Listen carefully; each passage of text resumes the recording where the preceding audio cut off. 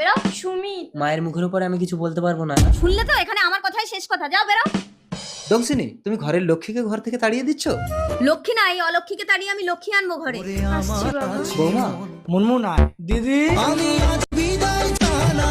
আরে সুসময় বাবু আসুন।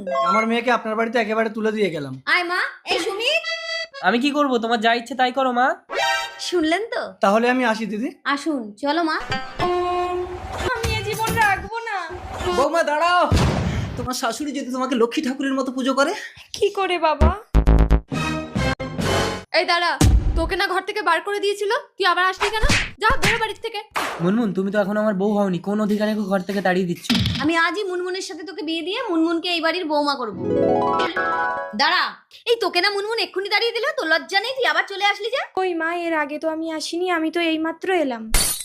কি বলিস মুনমুন? তাহলে তুমি কাকে তাড়ালে? মা লক্ষ্মীকে।